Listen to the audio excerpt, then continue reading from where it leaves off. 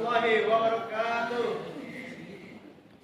Kepada yang terhormat Bapak Aristiono selaku dosen mata kuliah Strategi dan Teknik Pemberdayaan serta teman-teman Equanimity yang saya banggakan. Kami dari kelompok 13 akan mempresentasikan mengenai proposal program pembuatan master plan desa wisata hijau berbasis kearifan lokal. Sebelumnya, kami akan memperkenalkan anggota kelompok kami. Yang pertama ada saya sendiri, Dela Natalia, sebagai moderator. Yang kedua ada Mas Fikri sebagai juru bicara, Daniel sebagai juru kamera. Baik, selanjutnya langsung kita mulai saja presentasinya kepada Mas Fikri. Silakan.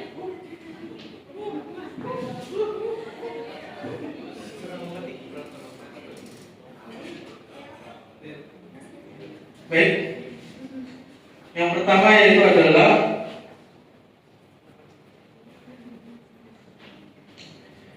proposal program pembuatan master plan desa.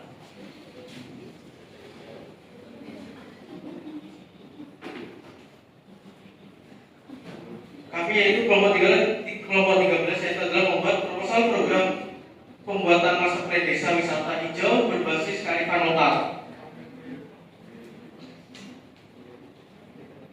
Latar belakang yaitu Desa Tilang merupakan salah satu desa yang terletak di kawasan dataran tinggi dengan keindahan alam yang masih asri dan kaya akan sumber daya alam, termasuk mata air, hutan, dan lahan pertanian.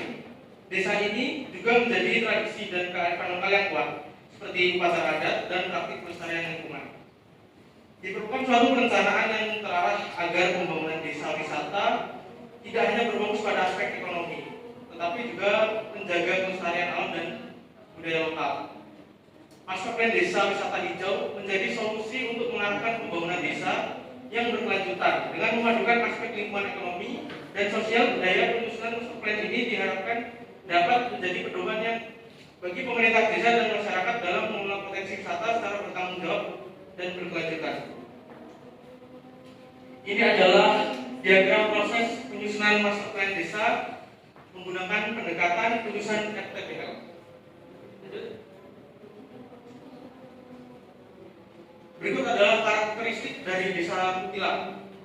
Yang pertama, letak geografisnya yaitu berada di ketinggian 700 sampai 1100 meter di atas permukaan laut dengan mencakup 4 dusun, yaitu dusun Tilang Utara, Selatan, dusun Latindah, dan juga Bungai Rampai. Untuk kondisi fisik, topografinya berbukit dengan kemiringan 15-40%. Sumber daya alamnya itu adalah memiliki 120 mata air yang tersebar di 4 dusun. Juga jenis tanahnya yang andosol yang subur untuk pertanian. Untuk kondisi sosialnya, penduduknya ada 1.250 atau sekitar 325 kepala keluarga dengan mata pencarian utamanya yaitu petani sekitar 65%, pedagang 15%, jasa 10%, dan lainnya 10%. Budayanya itu, kearifan lokalnya ritual memitu, yaitu melestarikan mata air tujuh.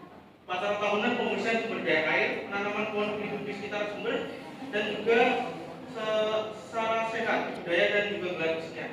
Untuk kelembagaannya, di sini ada kelompok sadar wisata, Pokdarwis yaitu Kutilang Lestari, ada kelompok tani, Melati Makmur, dan juga lembaga adat yaitu Penglikur Wangunan. Lanjut. Tujuan program ini yaitu menyusun master plan desa wisata hijau yang berbasis kearifan lokal, mengidentifikasi potensi dan permasalahan pengembangan wisata di desa Tilang. Yang ketiga itu menyusun arahan pengaturan ruang dan program pengembangan wisata yang berkelanjutan, dan terakhir yaitu meningkatkan partisipasi masyarakat dalam perencanaan dan pengelolaan desa wisata. Selanjutnya itu adalah ruang lingkup program. Yang pertama adalah pembangunan destinasi wisata, pengembangan objek wisata alam, budaya, dan edukasi. Yang kedua adalah kelembagaan penguatan peran pemerintah desa dan kelompok sadar wisata atau Pokdarwis. Yang ketiga adalah pengembangan industri pariwisata, peningkatan kualitas pelayanan dan produk wisata. Yang keempat, pemasaran strategi promosi desa wisata yang berkelanjutan, dan yang terakhir yaitu pengaturan ruang zonasi kawasan wisata berdasarkan analisis kemampuan lahan.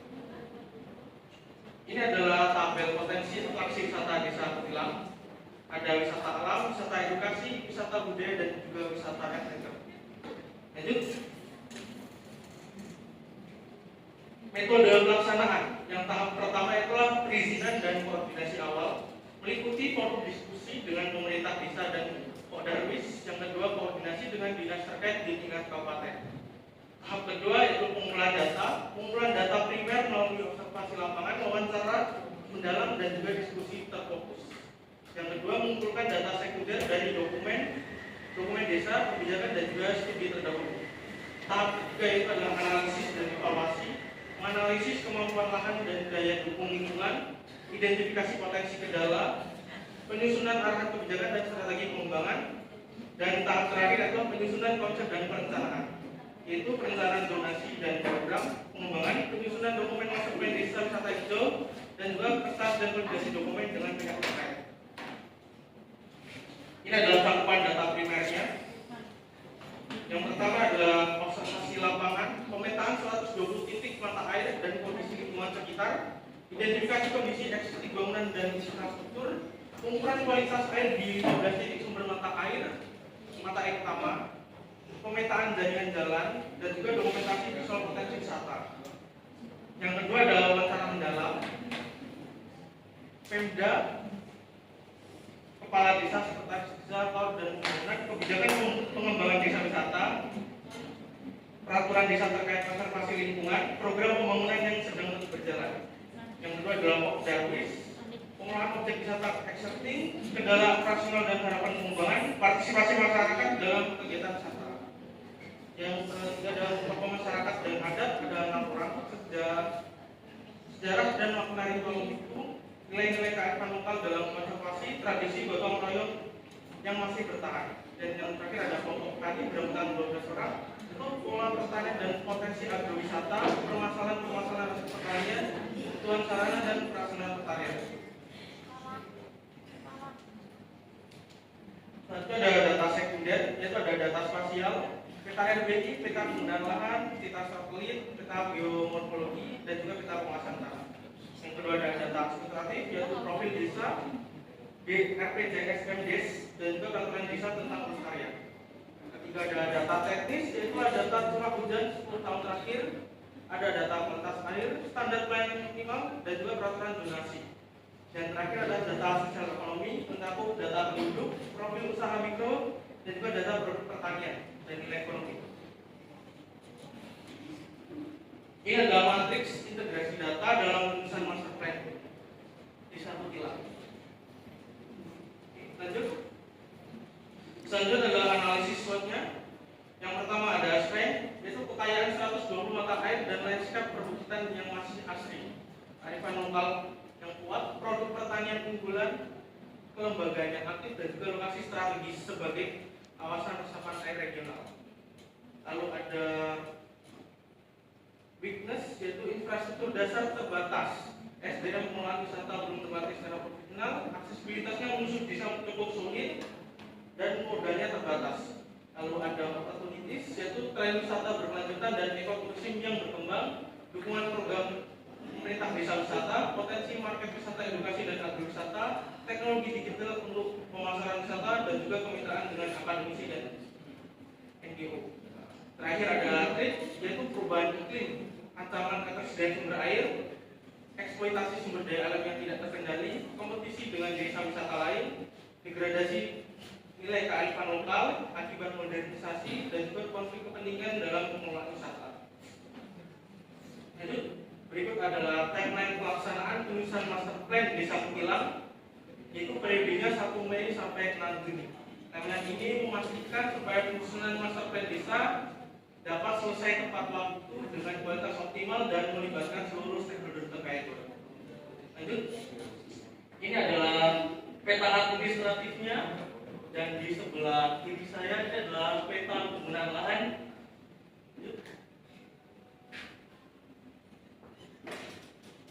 Ini adalah peta status tanah.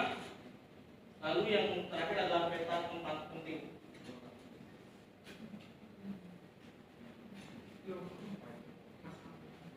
Program pembuatan master plan desa wisata hijau berbasis kearifan lokal di desa Kukilang memiliki potensi besar untuk mewujudkan pengembangan desa yang berkelanjutan dengan menjaga keseimbangan antara aspek lingkungan, ekonomi, dan juga sosial budaya.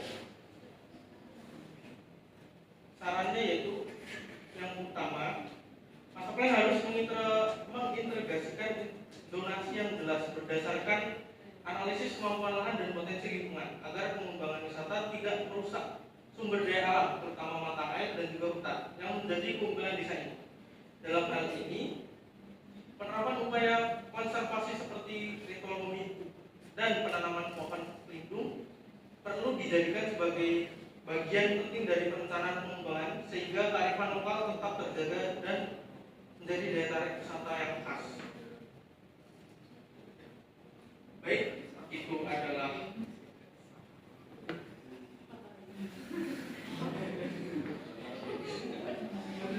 program penulisan master plan desa wisata hijau berbasis keaslian lokal di Desa Kutilang ini diharapkan dapat menjadi landasan bagi pengembang wisata yang berkelanjutan melalui pendekatan partisipatif dan juga berbasis data. Master plan ini tidak hanya mengoptimalkan potensi desa, tetapi juga menjaga kelestarian lingkungan dan budaya lokal. Dukungan dari semua pihak sangat diharapkan untuk berhasilnya pelaksanaan program ini. Sekian, terima kasih dari kelompok kami. Dimohon untuk membahas satu memberikan pertanyaan. Silakan. Tanggapannya Mas James.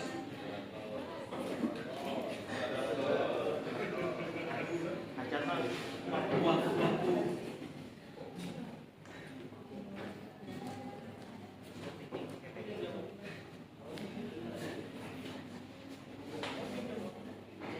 Baiklah, terima kasih kepada moderator untuk waktu dan kesempatan yang diberikan.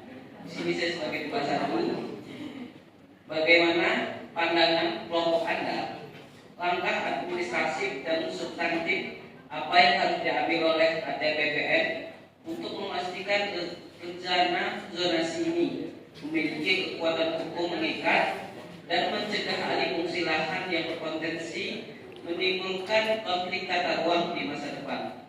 Terima kasih. Selanjutnya membahas dua, silakan M. Rafli memberikan tanggapannya.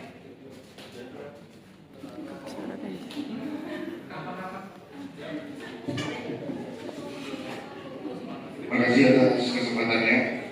Untuk mempersiapkan waktu, saya langsung bertanya, apa nilai strategis dari adanya kelembagaan seperti Pokdarbis, kelompok tani, dan lembaga adat dalam mendukung keberhasilan program desa wisata hijau?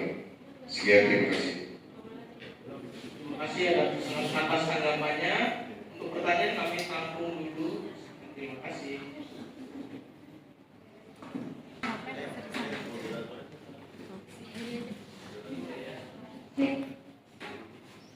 Baik, saya akan menjawab pertanyaan dari M. Rafli Pratama.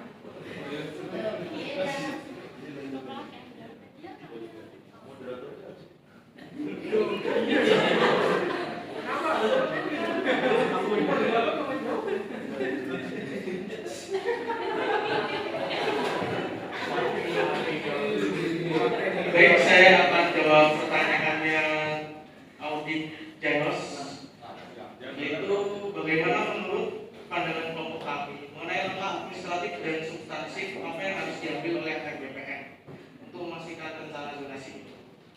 Yang pertama, itu penetapan status kawasan dalam RTRW. Kawasan hutan lindung 45 hektar diusulkan sebagai kawasan lindung geohidrologi dalam RTRW Kabupaten. Lalu ada 120 titik mata air yang ditetapkan sebagai kawasan perlindungan setempat atau KPS dengan zona penyangga. Lalu ada zona wisata hijau diintegrasikan sebagai kawasan strategis pariwisata berkelanjutan tingkat kabupaten. Yang kedua itu adalah penyusunan dokumen teknis pendukung. Kajian lingkungan hidup strategis atau KLHS untuk mendukung penetapan kawasan lindung. Lalu ada pemetaan detail batas kawasan dengan skala 1/5000 untuk RDTR. Lalu ada analisis daya dukung dan daya tampung di lingkungan kawasan wisata. Lalu ada penguatan sistem monitoring, yaitu pembentukan tim terpadu pengawas tata ruang, sistem pelaporan partisipatif masyarakat, dan juga aplikasi digital monitoring pemanfaatan ruang. Lalu ada rekomendasinya untuk segeranya, yaitu kami akan mengajukan revisi RTRW atau RDTR melalui mekanisme usulan resmi dari Pemdes untuk jangka menengah, perkuat kapasitas kelembagaan desa dalam pengelolaan tata ruang, dan untuk jangka panjangnya itu mengembangkan sistem informasi tata ruang terintegrasi desa kabupaten. Baik, untuk pertanyaan pertama, apa nilai strategis dari adanya kelembagaan seperti Poldarwis dan juga kelompok tani? Baik, akan saya jawab. Yaitu nilai strategisnya kelembagaan seperti Poldarwis atau kelompok tani dari kelembagaan adat sangat penting dalam keberhasilan desa wisata hijau. Poldarwis menjadi penggerak utama yang menghubungkan masyarakat dan pemerintah supaya wisata berkembang sambil menjaga lingkungan dan budaya. Kelompok tani membantu mengembangkan wisata pertanian serta menjaga kearifan lokal di bidang pertanian. Lembaga adat menjadi tradisi dan tradisi nilai budaya yang menjadi ciri khas desa. Ketiganya bekerja bersamaan memastikan pengelolaan desa wisata berjalan berkelanjutan, memberdayakan masyarakat dan melestarikan alam serta budaya. Jadi, kelembagaan ini sebagai kunci supaya desa wisata bisa maju tapi tetap lestari. Sekian, terima kasih.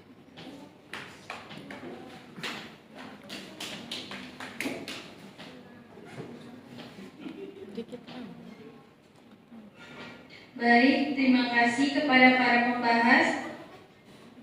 Sekian, terima kasih.